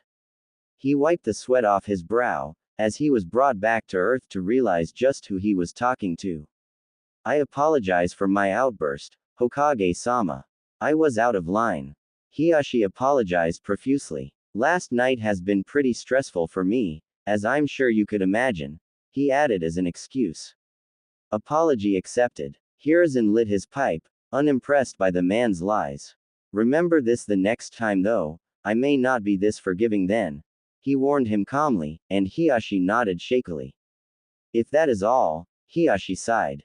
"May I take my leave, Hokage-sama?" he asked. Hiruzen nodded and watched as Hiashi left when suddenly an Anbu appeared in his wake. "Hokage-sama, Naruto Uzumaki is now awake," he informed dutifully. Hiruzen nodded and waved him off, himself vanishing in a shunshin to go to the hospital and see his grandchild in all but blood. It was Hiruzen's turn to make apologies now, the man thought despairingly. At the hospital, Naruto's room, Naruto idly sat in his bed, gazing out of the window to see some birds in a tree with a stupid smile. Suddenly, the door to his private ward opened and in walked Hiruzen, completely silently, to his bedside and sat by the chirpy-looking boy's side who was currently too lost in gazing at the birds to pay any heed to his presence. It was humbling to see the change in behavior towards him, if only in a child, if Hiruzen were to be perfectly honest. "Glad to see you awake, Naruto-kun," Hiruzen said. Naruto was startled, yelped, and tried to curl up in a ball. But seeing Hiruzen, he relaxed a little and a small smile lit on his lips. It's good to see you, Gigi. Naruto whispered timidly, and Hiruzen's heart broke in two seeing his involuntary reaction, and the loss of his cheerful shout whenever he previously saw him. His eyes still held their innocence within them, but Hiruzen could see them darting them every which way. The boy was fully alert, on guard. Hiruzen's heart ached in agony seeing the little boy putting his guard on like a veteran shinobi, and a feeling of shame and regret crossed his face for it. Hiruzen pulled himself back against the pillow right beside Naruto, and wrapped an arm around his shoulder. He brought the boy's face to his chest, and smiled when Naruto snuggled into it. He was honestly glad that Naruto still trusted him enough to accept an embrace, and he would be damned to make sure he kept that trust intact, as unwarranted it may be. But then he asked something that stabbed Hiruzen right through the gut. Gigi, am I a demon? Naruto whispered solemnly. Hiruzen tightened his arms around the boy, and closed his eyes in shame. He knew what those damn Hyugas might have told him. Ibiki was really thorough in the reports he made, and he had made a small note that after Anko had found out what they'd done to Naruto, she had been extra tender with them. Hiruzen had physically shivered at the thought of an overprotective big sister, as sadistic as Anko, slicing and dicing her victims. Since she shared a special bond with Naruto after taking care of him when he was a little baby, Hiruzen couldn't blame her for it. Hiruzen bowed his head in shame at the fact that he had let this crime happen in the first place. No, Naruto. Hiruzen shook his head sadly. You are not a demon, and don't let anyone tell you otherwise. I am the Hokage, and if I say you aren't a demon, then you aren't. All right, he asked. Naruto sniffed in his chest and nodded before breaking away from the hug. Hiruzen wiped his moist eyes with his sleeves just as the nurse came in with Naruto's breakfast in tow. Both ate silently, since Naruto was kind enough to share some with Hiruzen, and the man smiled at Naruto's kind gestures while ate with him. The Anbu in the shadows protecting him couldn't help but smile at their interactions. Gigi, can I ask you a question? Naruto asked quietly. Hiruzen placed a hand on his shoulder and nodded. Naruto said nothing, shaking his head in negative. Alone? He whispered. Hiruzen looked at him confused, unaware as to what he meant by that. But just as Naruto looked up at the right corner of the ceiling, right towards the hidden Anbu, all of their eyes went wide. Hiruzen signaled them to leave, and as soon they were alone, he saw Naruto relax a bit more. Apparently, the boy had known of his guests the whole time. Intriguing. Well, Hiruzen started. How did you know that they were there, Naruto? He asked. Naruto looked at him awkwardly and whispered in a scared voice, I could feel them there. He admitted softly. But I am not a freak or a monster, really. He insisted, tugging on Hiruzen's sleeves desperately. Hiruzen, though, was shocked that he was a natural sensor just like all the Uzumakis before him, and could sense even an ANBU's presence without concentrating too much. Naruto? Hiruzen asked, dread coiling in stomach like a snake. Why do you keep saying that you are a monster? He asked dismally. Naruto looked down. The wardens at the orphanage said so when I told her about it, and then everyone started teasing me, saying that I was a freak who didn't belong with them, he said sadly. Hiruzen, though, was furious. Those damn civilians really were idiots he made them out to be, and he was glad that Anko was having her fun with them even now. Naruto, Hiruzen caressed his whiskers kindly. What you have is a very rare ability which only very strong shinobi possess, and it helps them immensely throughout their lives, he explained. Naruto, in a turn of mood, looked at him happily, and smiled widely. Really? Naruto chirped. Did the fourth have it too? He asked excitedly. Hiruzen chuckled. He was still the same Naruto all right. Yes, Minato too was a natural-born sensor and he used it immensely in his battles. Hiruzen confirmed. Naruto had twinkling eyes just thinking about him having the same abilities as his idol had once possessed. He considers you his idol, and looks up to you so much that it is almost painful. He forgot all about his pain as soon as you were mentioned. I really do wish you were here, Minato, Hiruzen thought in fond nostalgia. Well, Gigi, I want to ask you another thing. Naruto tugged on his sleeve. Hiruzen looked at him curiously, urging him to go on. You see, Naruto fidgeted nervously. Last night, when those men threw their knives at me, I was suddenly able to see everything really clearly, like crazy sharp. And I even saw those kunai move in slow motion Ibeo. Is that a normal thing all ninja have too? Naruto asked with all his innocence. Hiruzen, meanwhile, was sweating bullets on the inside. He had sealed his Sharingan last night, and made sure that no one knew about it except him. The Hyugas, who were dead, and Ibiki and Anko, as the Hyuga had spilled it out to them, were the only ones to know. The latter duo had been sworn to secrecy, and Hiruzen trusted them enough to keep their word. How could he tell Naruto, though, that he had the almost extinct and feared Namikaze bloodline and heritage coursing within him? Hiruzen wondered how to go about it without revealing too much.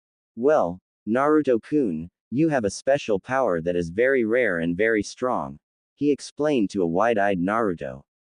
It is almost lost to the world, and you are probably the last one to ever wield it in this day and age. Before Naruto could break in a squeal of glee. But I have sealed it for the time being. Hiruzen dashed his hopes before they got too big. Naruto looked at him in surprise, but held no amount of doubt or fear in the man. Ah. He pouted. Why would you do that, Gigi? He wondered innocently. Hiruzen smiled and put a hand over his head, patting the happy boy's head for the abject faith he had in him. Because, Naruto-kun, your powers are very rare and many people on the outside as well as the inside will stop at nothing to take it from you. They might even do bad things to you for it, just like last night. That's why, I will keep it sealed until you graduate from the academy and are ready to reveal it to everyone in the world. Hiruzen told him in kind. Naruto giggled. All right Gigi, I trust you enough with that. But what is it? He asked curiously. Hiruzen smiled at his enthusiasm. I'm sorry, Naruto, but that's a surprise you'll find out, after I have unsealed it. Until then, you must not tell anyone about it, or I won't teach you anything about it in the future. Naruto furiously bobbed his head left and right. Speaking of surprises though, here you go. Hiruzen smiled, handing Naruto a beginner's scroll for chakra theory, and some practice kunai and shurikens for the start of his training. There's your birthday gift, Hiruzen told the boy. Use them wisely to become a great shinobi, and make me proud. Carry on the will of fire with you. My blessings are with you, child. Hiruzen pressed a palm on his head to bless him, and Naruto hugged him happily and tightly. Old man, what's the will of fire? He asked innocently, and Hiruzen smiled. Today would mark the day he would start molding Naruto into the shinobi Minato had aspired his son to be. Hiruzen wouldn't make the same mistakes he made with his previous students, he promised to himself. Well, Naruto-kun, it is a belief that the first and the second Hokage shared, a belief upon which they built this village. They believed in their hearts that the true strength of a shinobi comes when they protect something precious to them. They wanted this village to be a place where people came together, putting aside their differences and lived together peacefully. Everyone would consider this village as their precious home, and protect it. That was their vision, and that is the will of fire that has made all of the Hokages the strongest shinobi in the world, and the village hidden in the leaves the strongest village. Hiruzen said in a wizened tone. Naruto hung onto his every word. If this was what made the Hokages so strong, even the fourth, then Naruto too would try and protect everyone precious to him as well. Then, I too will protect everyone precious to me, and carry on the will of fire with me. Naruto jabbed a proud thumb on his chest. I will surpass all the Hokages before you, even the fourth. Just you watch, Gigi. He said, pumping his fist in the air, and Hiruzen chuckled at the boy's enthusiasm with a nod. Yes, Naruto-kun, the will of fire burns brightly in you. I have no doubt that you'll make a fine Hokage someday, and a finer man even still. Hiruzen ruffled his hair. Naruto pouted at the man, thinking he was joking and grew even more determined from Hiruzen's laughing. But, Gigi, what does it mean to be a shinobi? Naruto wondered with a finger to his lip. Hiruzen turned to the boy in surprise, throwing a leg over the other to make himself comfortable. That was a very tough question, and might even become Naruto's ideal in life. So, Hiruzen thought about it hard for a few moments, and pondered on how to go about explaining it. Naruto kept looking at him curiously, awaiting an answer. A shinobi is one who endures to achieve their goals, no matter the circumstances. He never falters down his path, and is willing to endure anything to protect what's precious to him. That is the path of a true ninja. That is what makes a shinobi so revered, in my opinion. Hiruzen explained, and Naruto looked at him oddly for a few moments before grinning stupidly with a happy nod. What do you wish to achieve in life, Naruto? Hiruzen idly wondered. It's simple, Gigi. Naruto chirped. I want to protect everyone precious to me, and surpass the fourth Hokage. He said cheerfully, and Hiruzen smiled. It seemed the former had been added just now. Hiruzen too believed in him just as Minato had once believed in his son. I believe you, Naruto. Now go to sleep, and tomorrow you can return back to the orphanage. Hiruzen patted his head. Naruto frowned. The orphanage? He mumbled uncertainly. Hiruzen looked at him, confused. Does he not want to go back to the orphanage? It was a possibility he had been foreseeing anyhow. What's wrong, Naruto? He asked dreadfully. Naruto looked at him sadly. I don't want to go back to the orphanage, Gigi. He dropped the bomb on this poor, old man's heart. It's nice living there and all, but everyone is mean to me. I don't like it there. It hurts. It hurts so much. He whispered solemnly. Hiruzen frowned, and thought about the problem. When nothing came to mind, well, sleep for now, Naruto-kun, and come to my office tomorrow morning. We'll talk about it there and try to solve your problem. Is that okay with you? He asked. Naruto smiled and nodded, hugging him. Hiruzen patted his head one last time, and tucked him in the comforters and stayed by his side until Naruto fell asleep, his exhaustion finally taking over his senses. Hiruzen smiled and left the hospital to go back to the Hokage Tower, and continue on his paperwork. Next morning, Naruto walked to the Hokage Tower, but was sad seeing the usual cold glares he felt at the orphanage still haunting him here. He kept up a fake smile to not let anyone see his sadness, and walked through the hallways in a breeze. Just as he was about to walk past the secretary, she shouted, but Naruto kept on jogging to Hiruzen's office, paying her no mind, and with the Hokage marked nameplate in view, he grinned. She caught up to him just as he was turning the doorknob and shouted, "Hey, you brat!"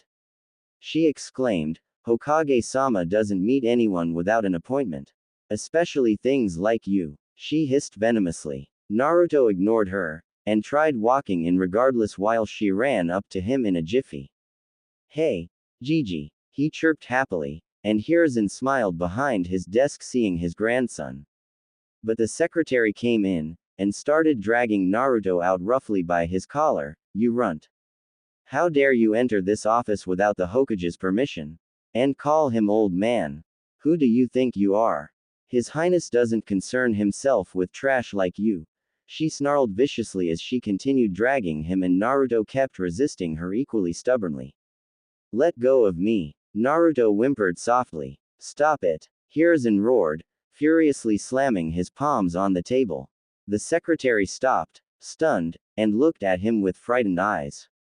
Hiruzen was rarely got angry, instead he was always kind and calm like people casually made him out to be. "Leave him be," he commanded gravely. "Naruto is allowed to meet me at any time he wishes, even without an appointment. And you better treat him like you would any other citizens of the Leaf, or I'm sure Anko would love to have coffee with you sometime," he warned menacingly. The secretary paled, stuttered out a "sorry," and ran out, closing the door behind her. Naruto looked at Hiruzen, confused as to who this Anko fellow was, and why was his secretary so afraid of him. He was pretty sure though that he had heard that name somewhere before, but he shrugged it off for now. Have a seat, Naruto, Hiruzen offered with his grandfatherly smile. Naruto plopped down on the couch without further ado. So, Naruto, what do you want to do now? Hiruzen said, getting straight to the point. Do you want me to find you a different orphanage? He suggested, avoiding the second outcome if possible, but his relief was short-lived. No, Gigi, Naruto shook his head. If it's possible, I would like to stay on my own from now, he said resolutely, and Hiruzen sighed. This was exactly what he had been afraid of. Naruto, it is very difficult for you to live on your own. Hiruzen tried to talk some sense into the boy's head. You are only 5 years old, and living alone will get very lonely for you, really quickly. Try out another one, it'll be better this time, I promise. He desperately tried to sway the boy's decision. I can live on my own, Gigi. Naruto chirped, sinking Hiruzen's heart along with it. The orphanage taught us how to cook, and we had to help sometimes in the household chores there too. So, I know I can take care of myself. Hiruzen tried to butt in, and anyways, no one ever wants me around there anyways, so it'll be nice to live alone. He admitted sadly. Hiruzen sighed, he did not have any counter to that argument. He had already prepared himself if something like this happened, however. He took out an envelope from his drawers, and handed it to Naruto, who took it, and instantly tore it open. The envelope contained a lot of money, and some keys in it. Naruto looked at him confused. What's this, Gigi? He asked. Those, Naruto, are the keys to your new apartment. Hiruzen explained. And with that is the money you'll use to buy the necessary supplies for your home. You'll get your money from me directly, every month, as I will visit you regularly. If you ever run out of money, then come to me directly. But do not waste any of it, alright? Hiruzen said in warning tone. Naruto nodded happily. Hiruzen smiled. If that's what it took, then Naruto could be made independent a bit sooner. Even though, he wanted him to live in the orphanage until at least 6, but it was fine if Naruto himself was happy since the other option was always open for him as well. Let's go see your new apartment, Naruto. Hiruzen said. Naruto walked happily with Hiruzen throughout the village, and grinned as they came to the residential area of the village, all the while Hiruzen guided him by his finger. Most of the upper echelon in Hiruzen's shinobi forces lived here, and so, it was a secure and safe place for him to be in. They walked up to a big apartment complex, and kept walking up to the 5th and top floor. Hiruzen put in the key to the door, and the duo stepped in.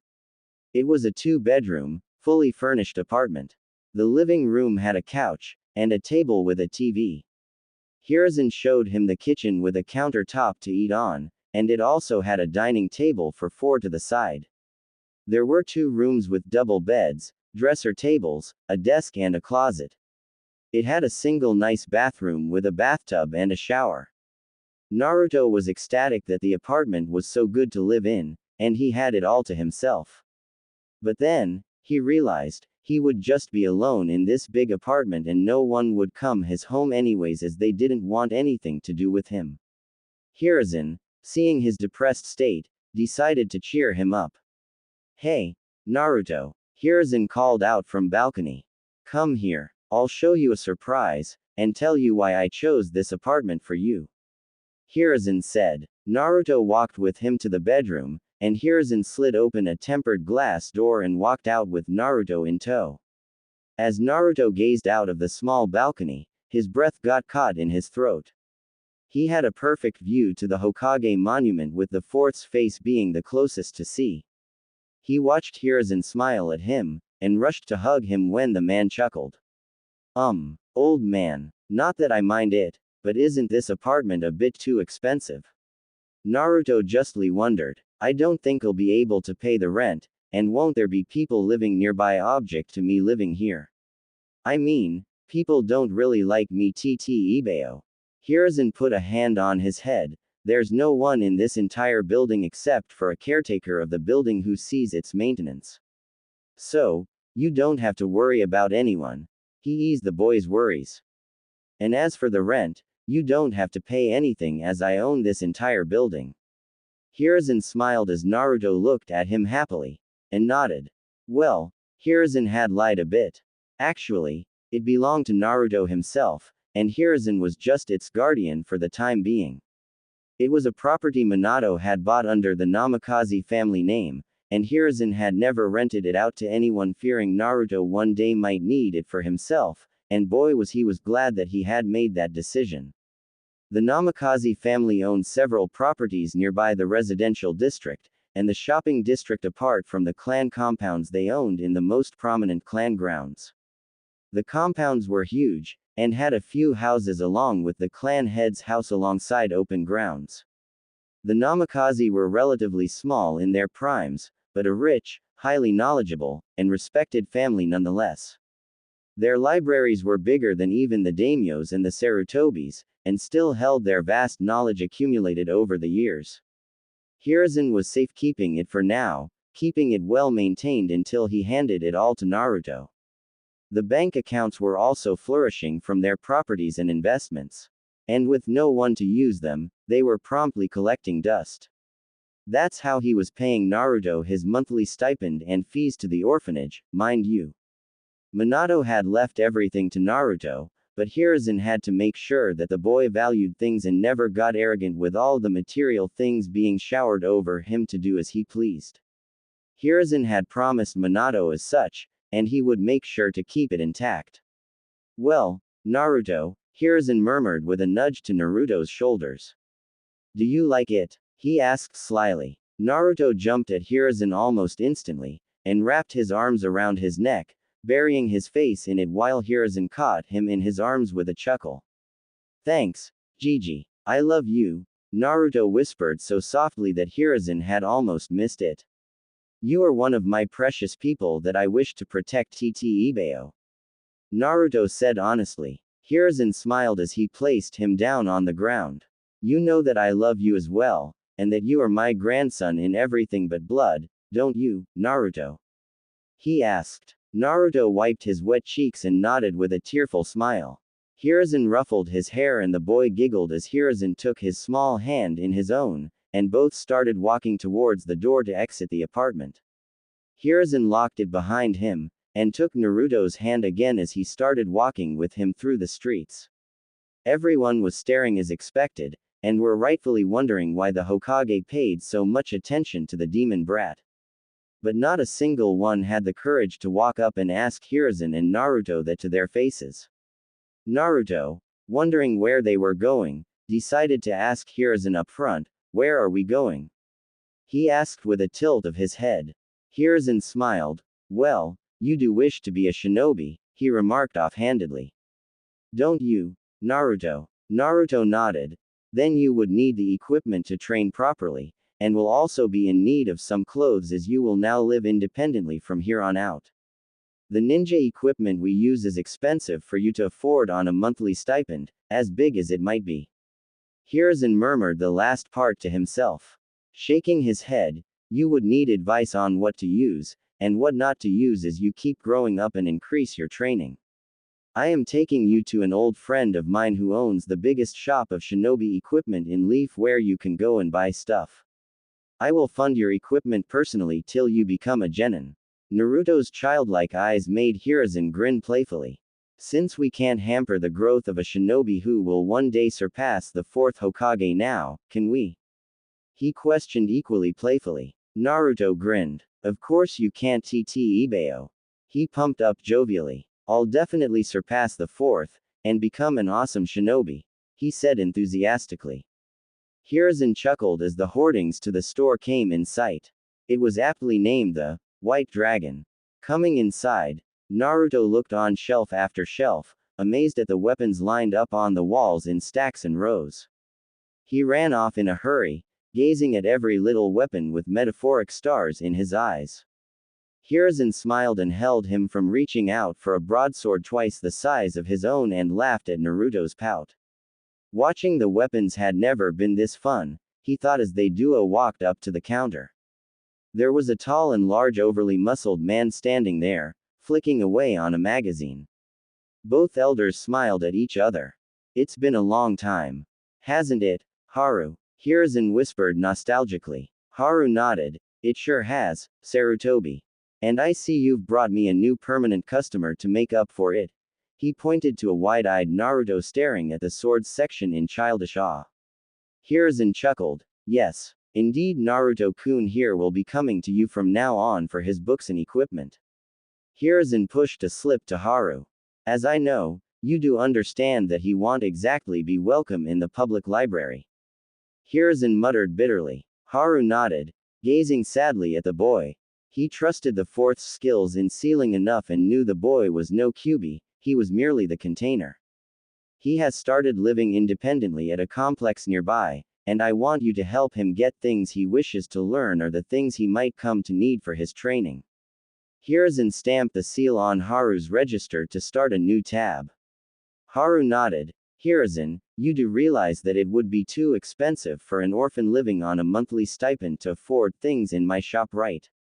He asked without an ounce of patronizing in his tone. He can't buy everything he needs from here like the children of elite clans, or kids with civilian merchants' parents can. You know that, and yet you show him such high hopes. He wondered what the sly old coot was playing or smoking at. Hiruzen turned to him with a smirk. Let me take care of the money. Put everything he buys on that account, and let him buy whatever he needs. I'll take care of it, he said off the cuff, handing him the Namikaze family account details. Haru took the details in, and his eyes went wide in seeing the initials. Haru gazed at Naruto, then to Hiruzen, and then back to the paper. He repeated it 2 times, all the while Hiruzen watched him with an amused smile. Mere moments later, a fond smile broke free from his shock, and Haru chuckled. Hiruzen looked at him, confused. Now I see why the fourth chose him to carry the burden. But why is he still here? Haru asked, putting 2 and 2 together.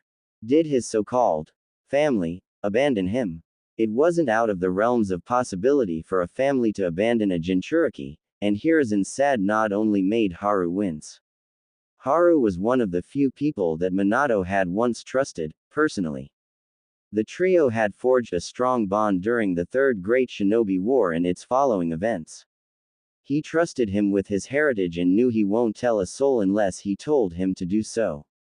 They too viewed him as a demon, and blamed Minato's death on him. Minato made me promise to take care of Naruto, and guide him to become a great shinobi. I'll honor his last wish even if it's the last thing I do. Hiruzen said with steel in his voice, and Haru nodded. Does he know? Haru asked, and Hiruzen shook his head in negative. Haru looked at him questionably.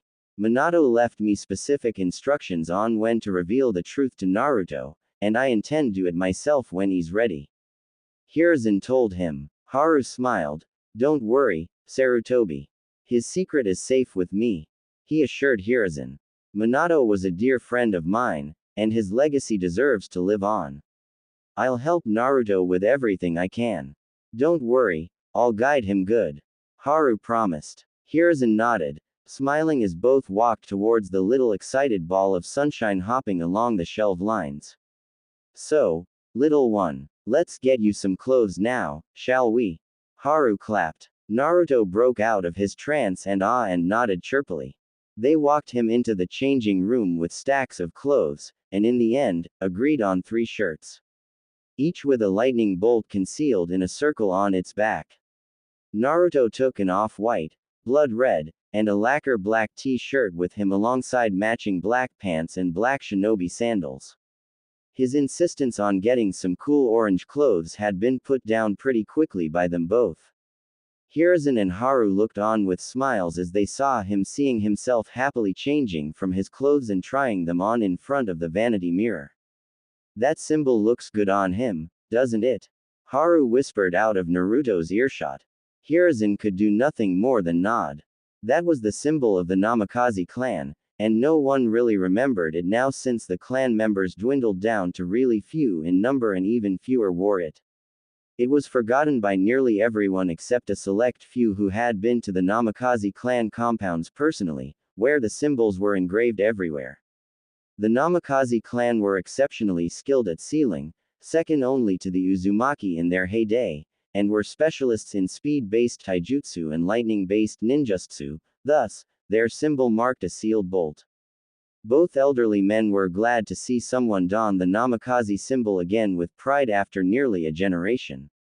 Minato always wore the symbol somewhere on him, somewhere it wasn't very visible to keep it under wraps from prying eyes.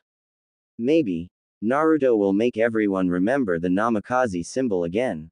Hiruzen thought as they checked everything out and the bill was added to the accounts. Hiruzen took Naruto to the nearby departmental store, and bought him his basic supplies like meat, bread, milk and the rest. The people at the store glared at Naruto, but did nothing as Hiruzen was there with him. And the neighbors themselves were furious when they learned that he would be staying in the nearby apartment complex from now on. Hiruzen warned them of his laws after sending Naruto into the store to get some more things, and told them to treat him as they would anyone else lest the Anbu report to him otherwise and Hiruzen be forced at the closing of the store. The people at the store had paled, and said he was welcome here 24/7 and that they won't do anything to him. Hiruzen had nodded his pleasantries and left with Naruto to go back to his apartment. Alright, Naruto, Hiruzen sighed as the sun began dipping into the horizon. You are on your own from now on and will live independently. You can go to that department store earlier to get your supplies, and Toharu-san will help you with anything related to your shinobi equipment or requirements. Come to me if you need anything else, and I shall see to it that it gets done. Hiruzen knelt down to wrap Naruto in a tight embrace. Thank you, old man. Naruto whispered honestly. This means a lot to me, thanks. He thanked him again. Hiruzen smiled and patted his head as he took his leave. Watching happiness return to Naruto's eyes had been endearing. He deserved so much more. Hiruzen knew the council would raise hell over his absence tomorrow, but he could care less about what they said right now. Naruto was living with what his father left for him to inherit. They could do nothing as no one other than Hiruzen himself knew what became of the Namikaze's family accounts and of its properties. He had kept everything they owned a secret to keep those fools from his old team and those leeches from the civilian council away from sniffing around too much around it. All they knew was that he was keeping watch on it until someone claimed it, which in their minds would be inherited by the so-called Uzumaki princesses of the leaf after they returned. And Hiruzen intended to keep them under that illusion right until he revealed everything about Naruto to the world. They had put their noses in others' issues for far too long, and now he would be the one pulling them around in a circle by their ears, were Hiruzen's thoughts as he returned back to his duties at the Hokage office. Don't you worry, Minato. I'll make sure that your son gets the things you wanted him to inherit even if I have to pull out some lies and deception within the council itself. Your son will be fine, I'll make sure of it, and you can rest in peace, old friend. Hiruzen thought.